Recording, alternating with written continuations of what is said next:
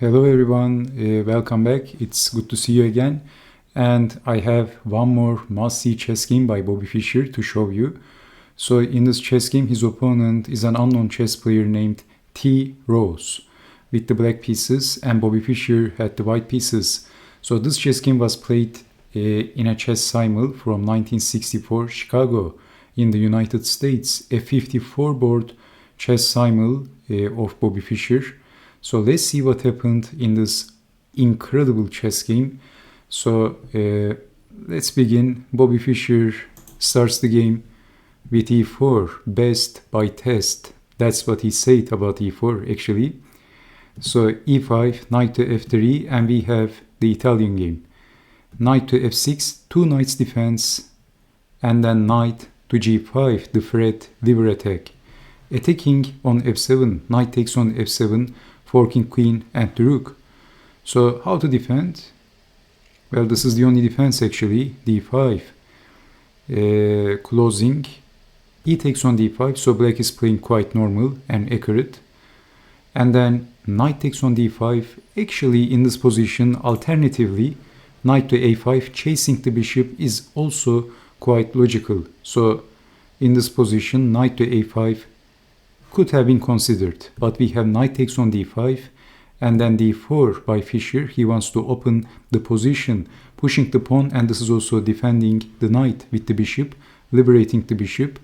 So e takes on d4, and then Bobby Fischer castled, black captured the pawn, but this opened the e file.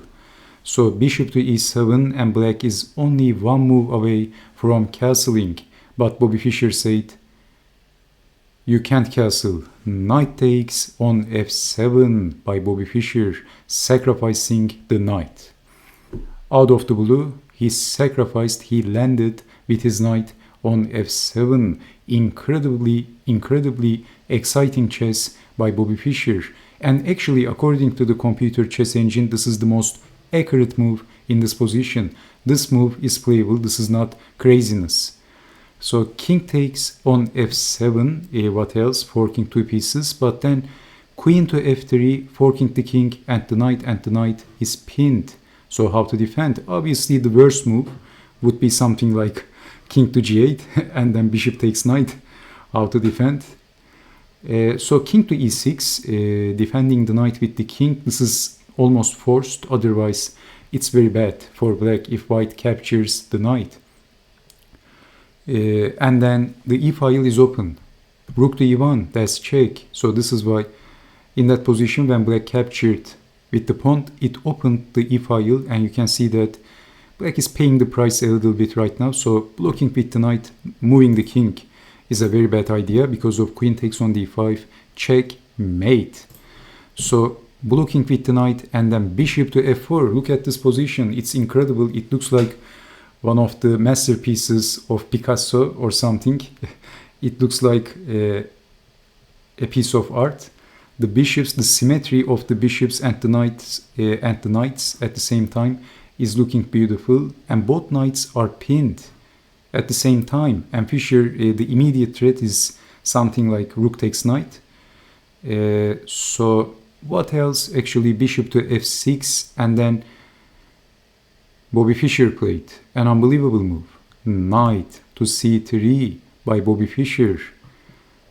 So he wants to open the d file as well and getting in, and Bobby Fischer has no reverse gears in this chess game. So we have c6, but what happens if capturing the knight? Then this was the idea of Bobby Fischer. This is what he had in his mind. Rook takes on e5, bishop takes, and then rook to e1. The other rook joins the party, and the bishop is pinned, and this is winning for white. Threats everywhere, and defending this position is almost impossible, especially against Bobby Fischer.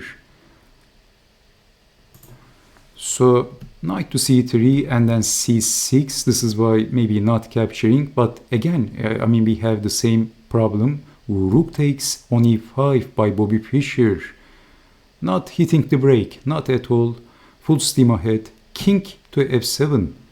And why not bishop takes on e5? Then again we have rook to e1 and winning for white. The bishop is pinned. So rook takes on e5, king to f7, and then knight takes on d5, and this diagonal is looking also very dangerous. We have bishop to e6. If capturing, then rook takes on d5. Black has a problem. Black has a big problem. And if bishop takes rook, one possibility goes like this. Bishop takes on e5, and if king to e8, then knight to c7. And this is getting checkmated. And if king to e7, then queen to f7, checkmate. So bishop to e6, and then here comes another smashing move by Bobby Fischer. No reverse gears at all. Rook takes on e6, unbelievable. We have king takes on e6, black said that's enough. I'm grabbing the rook. Obviously, I mean, what else in this position? If pawn takes knight, then bishop takes is very strong. Or queen to h5 is also a very strong move.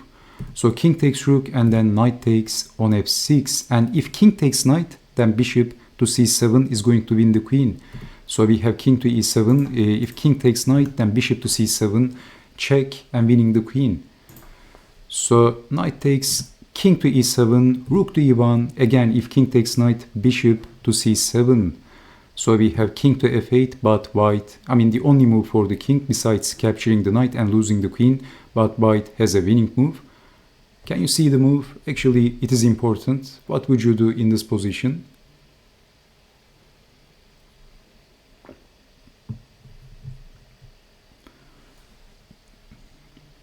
Okay, which square is the best square for the queen?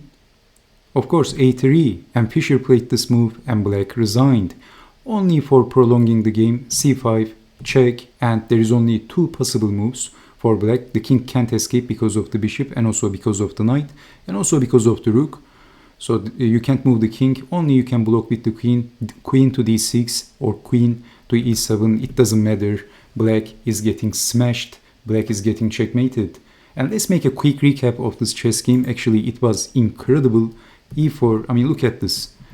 No reverse gears at all, just moving forward.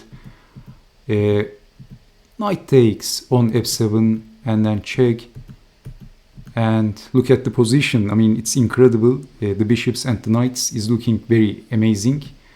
And then knight to c3, what a move by Bobby Fischer. Knight to c3, very exciting chess. And then boom. And here comes boom, boom, full steam ahead. Simply amazing. No reverse gear, no reverse gear. Bobby Fischer, like Necmettinov.